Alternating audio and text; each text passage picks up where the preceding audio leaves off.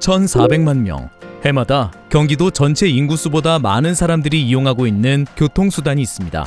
바로 육지와 섬, 섬과 섬 사이를 이어주는 연안 여객선입니다. 섬 주민들의 발이 되어주고 관광객들에게는 추억이 되어주는 여객선이지만 타 운송수단에 비해서는 이용객이 적다 보니 시장 규모도 작은 편인데요. 오늘은 여객선이 국민들의 진정한 대중교통으로 거듭나기 위해 해양수산부가 노력하는 것들에 대해 알아보겠습니다.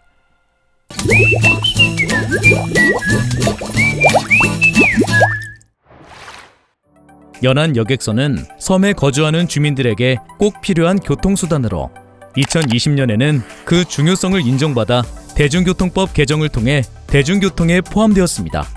그러나 여객선사의 경영난으로 여객선의 운영이 어려워 뱃길이 끊길 위험에 처하거나 대중교통이라기엔 다소 높은 운임으로 인해 매일 이용하는 주민들의 부담도 적지 않아 이에 따른 대책 마련이 필요한 상황입니다. 여객선사가 경영난을 겪는 이유는 무엇일까요? 연안여객선도 선박이기 때문에 기본적으로 운항비가 많이 들어가요.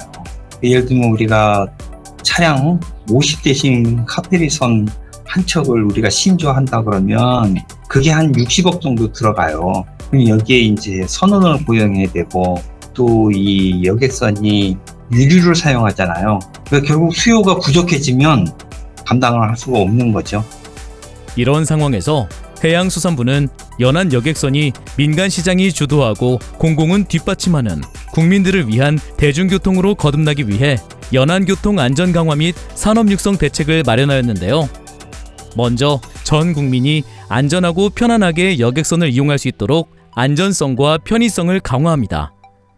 2024년까지 항만시설물 안전시설 정비 사업을 통해 차량 미끄러짐 사고가 우려되는 선착장에 미끄럼 방지 시설, 안전 난간과 안전 표지판을 설치하고 안전시설을 정비하는 등 안전시설을 보강하는 한편 여객선 안전사고 예방부터 사고의 원인 규명, 재발 방지, 안전 관리를 위해 권역별로 안전팀을 구성하고 운영합니다. 또한 선박 안전검사 결과를 국민에게 공개합니다. 이외에 여객선 이용을 위해 개선되어야 할 것들은 무엇일까요? 연안여객선을 타려면 연안여객선 터미널을 가야 돼요.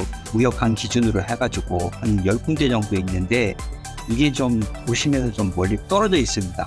그래서 대중교통수단을 통해서 여객선 터미널을 접근하는 쉽지가 않아요. 그리고 우리나라 여객선은 운송 기능에 너무 충실하다 보니까 관광이나 관광비는 대체로 없다. 또 한 가지 이제 불편을 호소하는 문제가 육상 교통수단과 해상을 통합해서 예매를 해놓으면 안 된다는 거고요.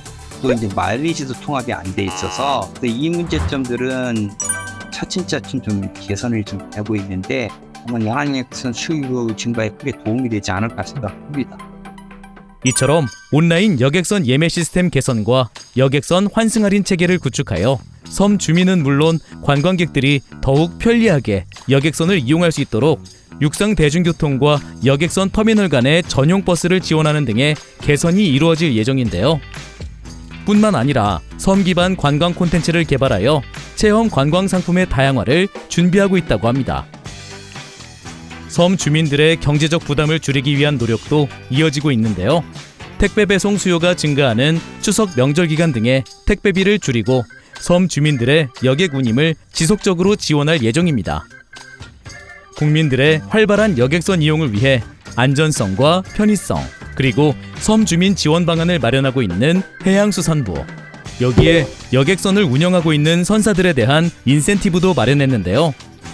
연안 여객선 현대화 펀드 출자 규모를 확대, 재투자하여 2030년까지 최대 6천억 원의 민간 금융을 조달하고 공모형 국고 여객선 펀드를 신설하여 민간 자본으로 선박을 조달하고 국가가 이를 장기간 임대하여 운영함으로써 민간 참여의 부담은 줄이고 재정의 효율성은 높일 계획입니다.